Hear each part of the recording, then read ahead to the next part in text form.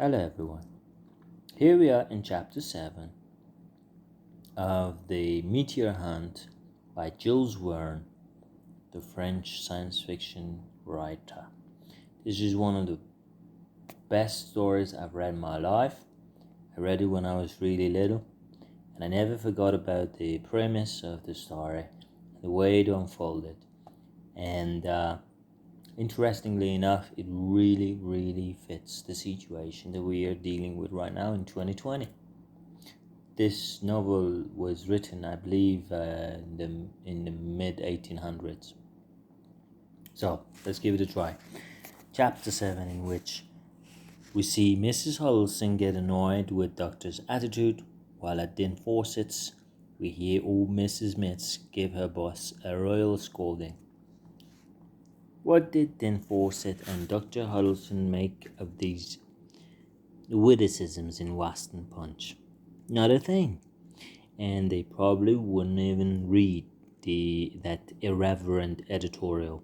After all, isn't ignorance bliss? But those more or less humorous quips were far from amusing certain others who did see them. If the two men were just naturally oblivious, the same wasn't true of their families and friends, and their reactions weren't exactly ho-hum. Old Mrs. Mitz was apoplectic. How dare they accuse her master of luring this meteor that endangered the public safety? In her opinion, Fawcett ought to sue the author of that article and Judge Proth. Remember Judge Proth from the first chapter? Judge Proth was certain to award stiff damages, not to mention the prison time that those slanderous charges deserved. Francis Gordon had to step in and calm the old housekeeper down. As for little Lou, she looked at the bright side and, in between fits of giggling, kept saying, "The paper's absolutely right. Why did Mr. Fawcett and Daddy have to go to discover that stupid stone in the first place? If they hadn't, it would have snuck on. It would have snuck on by like thousands of others, and it wouldn't have caused an ounce of trouble." And the awful trouble at the forefront of the girl's mind was the rivalry all set to erupt between Francis' uncle and Jenny's father. She was worried about the consequence of this rivalry on the eve of the union that was supposed to bring the two families closer together. We should point out that the least of her worries, her lowest priority, was the slim likelihood that shooting star actually falling on Boston. Their town was in no more danger than any other located under the meteor trajectory as it orbited the globe. In any case, it was only a possibility, not a certainty, that it would fall on Earth. So why couldn't it stay up there forever, like the moon or any other satellite object to a planet's gravity? No, the best thing was for the townspeople to laugh off those whimsical predictions in the Western Punch, and that's just what they did. Since unlike the Fawcetts and Huddleston families, they had no real grounds for being upset. The inevitable came to pass. So long Messrs. Fawcett and Huddleston had only been suspicious of each other, so long as it wasn't absolutely certain they were both on the same trail, no catastrophe would occur. If their friendship cooled a little, so be it. If they avoided each other even, so be it too. But after the appearance of those statements from both observatories, it was now a matter of public record that two skywatchers from Boston were associated with the discovery of this meteor. What would happen next?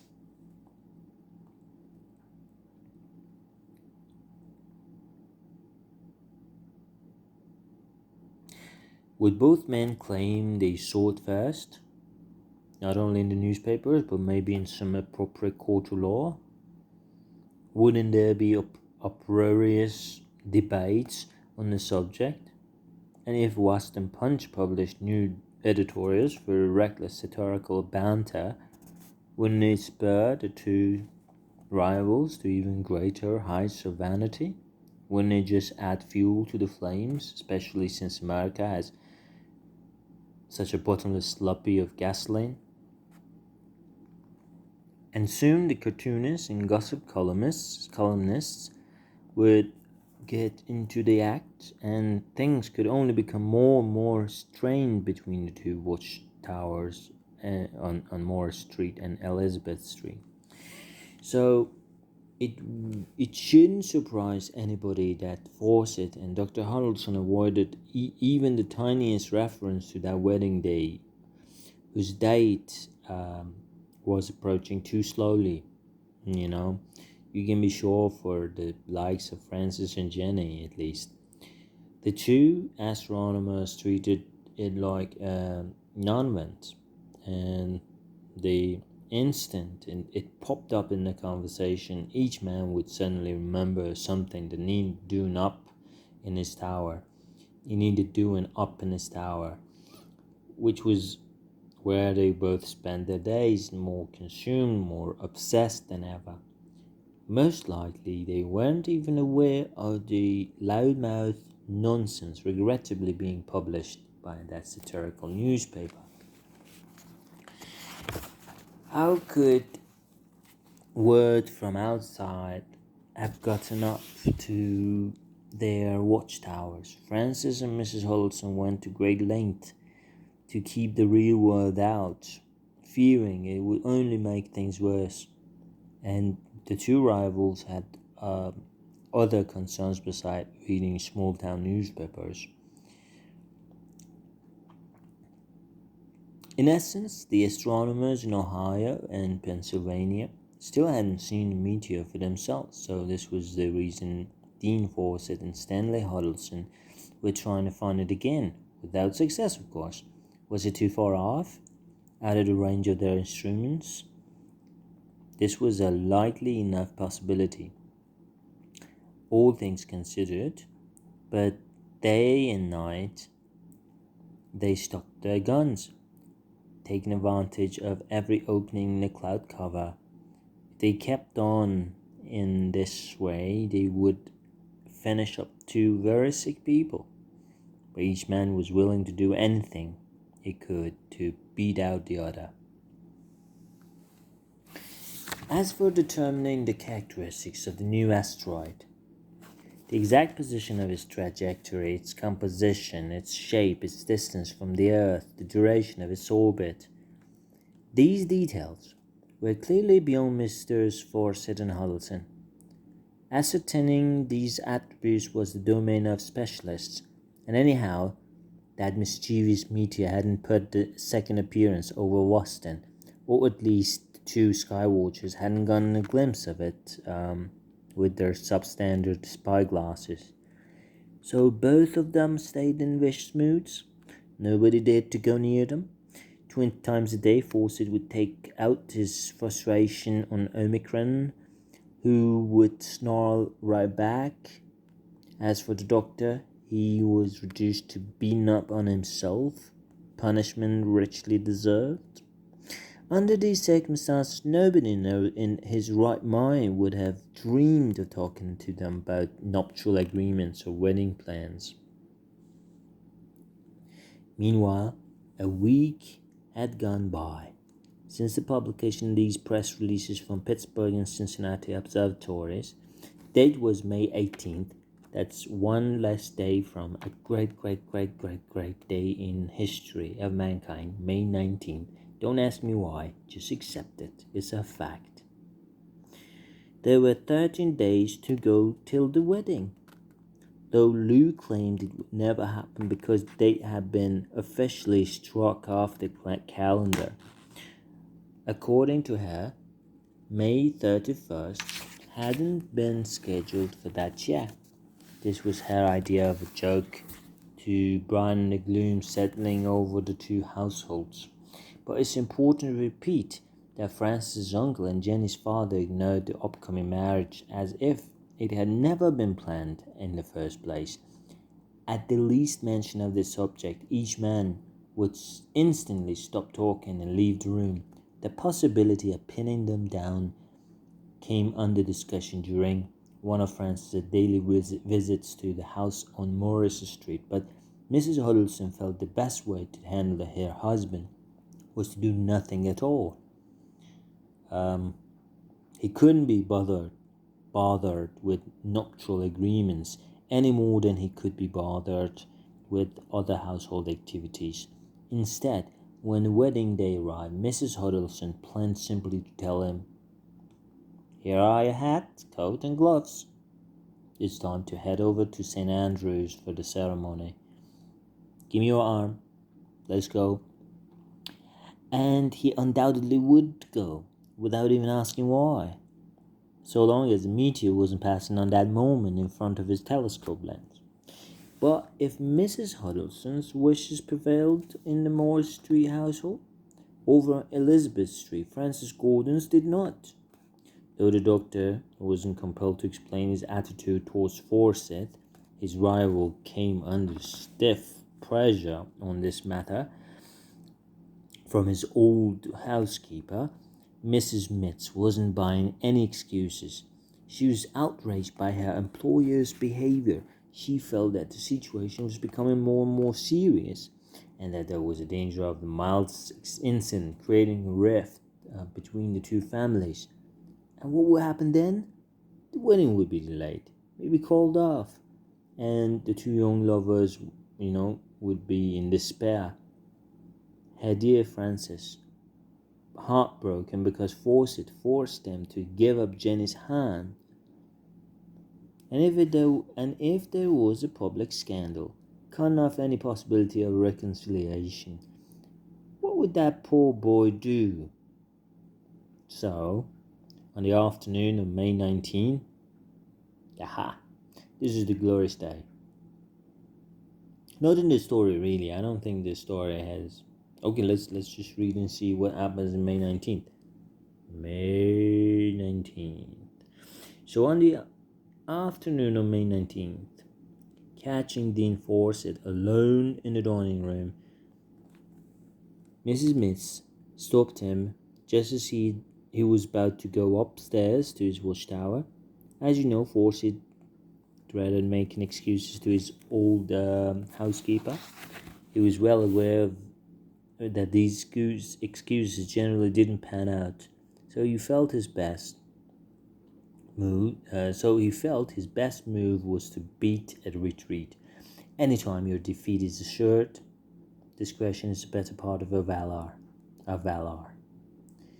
On this occasion, seeing that the lower half of Mrs. Mitz's face wore an expression reminiscent of a bomb with a burning fuse, Fawcett headed for the other end of the room, intending to run for cover, but before he could turn the doorknob, his old housekeeper had caught up with him, her chin lifted, her eyes looking daggers at her boss, who averted his, and in a quivering voice that she made no attempt to modulate, she said, "I want a word with you, Mr. Fawcett."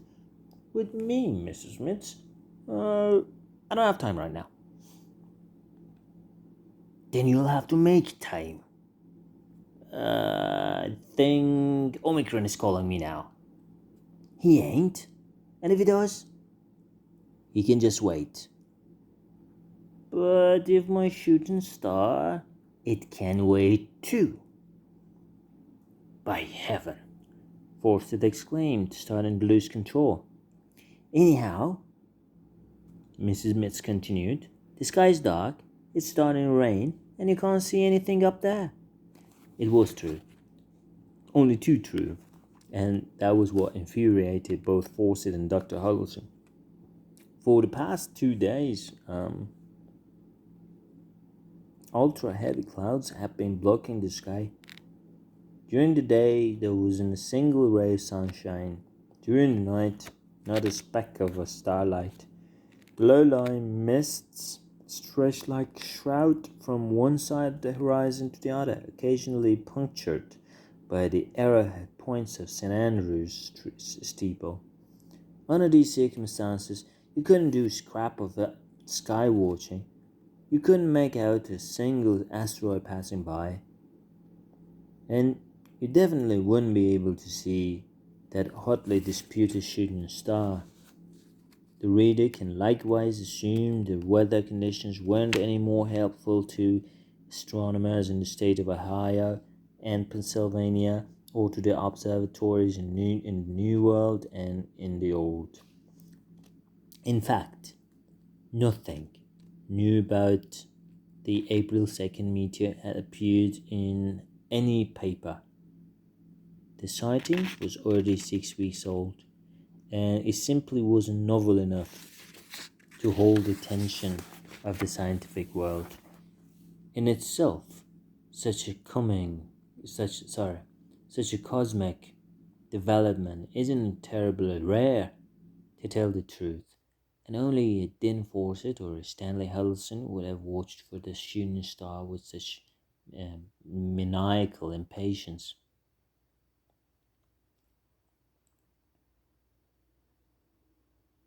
After her employer saw that she had him absolutely cornered, old Mrs. Mitz folded her arms and continued as follows.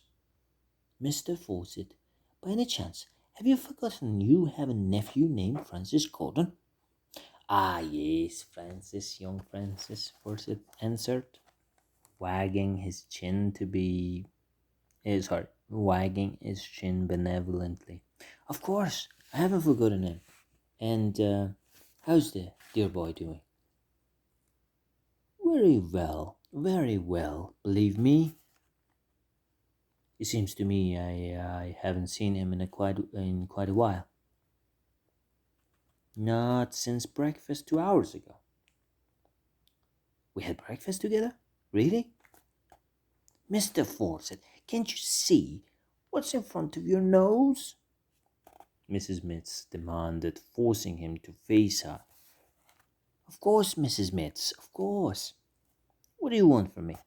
I'm a little bit busy at the moment. So busy you seem to have forgotten a pretty important thing.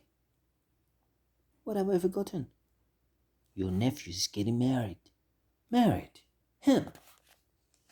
Don't tell me you're gonna ask to whom? Of course not, Miss Mitz. Of course not, but what's the point of all these questions? To get you to talk about the way you've been behaving towards the Huddleston family. You remember the Huddleston family, don't you, Mr. Fawcett? It's made up of Dr. Huddleston, who lives over the Morris Street, along with Miss Huddleston and her two daughters, Miss Lou and Miss Jenny.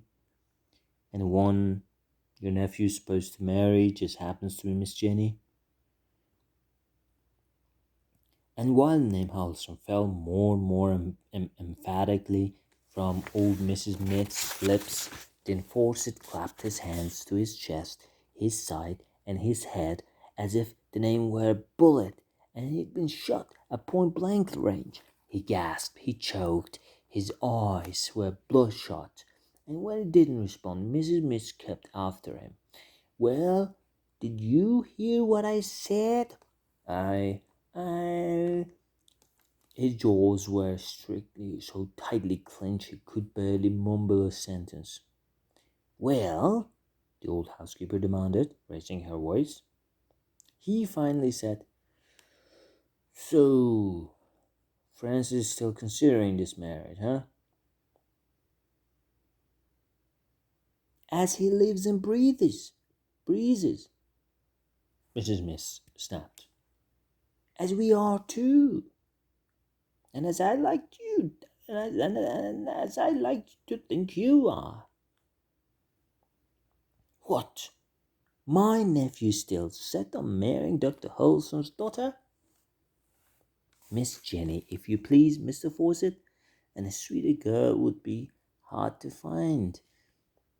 Even if I agreed, Fawcett continued, that she might be a sweet girl.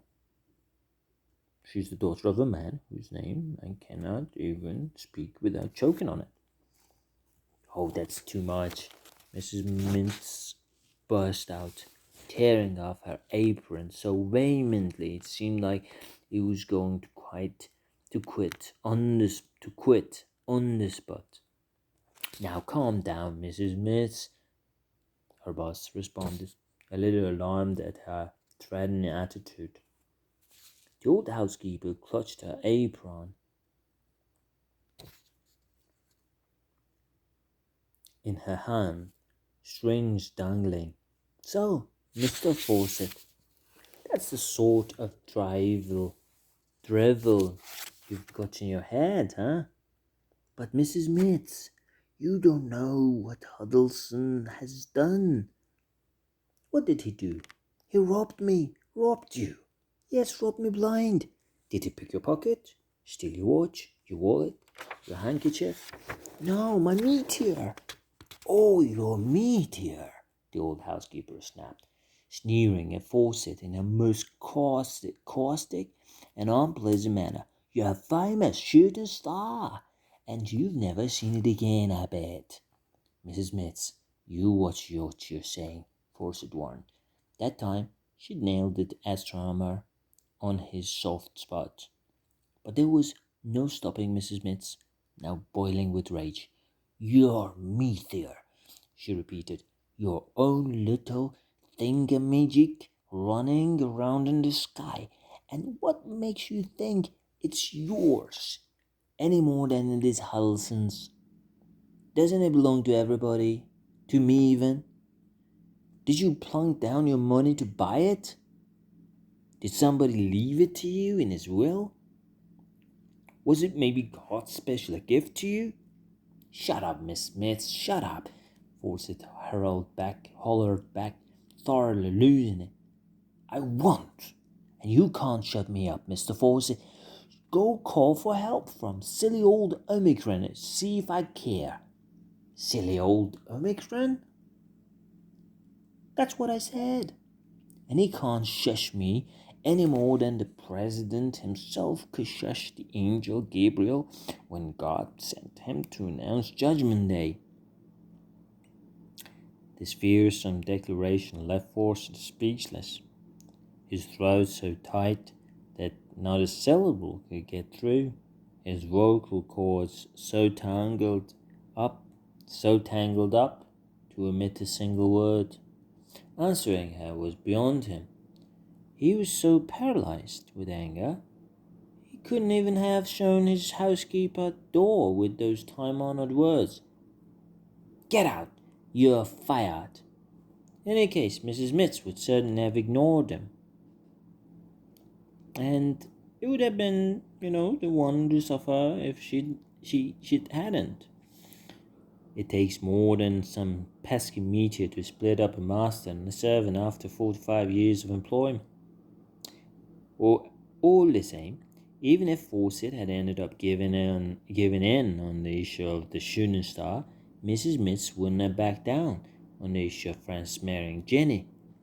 But in Mr. Dean Fawcett's own best interest, it was time this little scuffle ended, and being well aware that he was the anointed loser, he tried to beat a retreat without his moving seeming too much like he was running away. Alright, I can see that I talked a little bit more than 20 minutes, so let's put a pause and see you all tomorrow. Stay safe.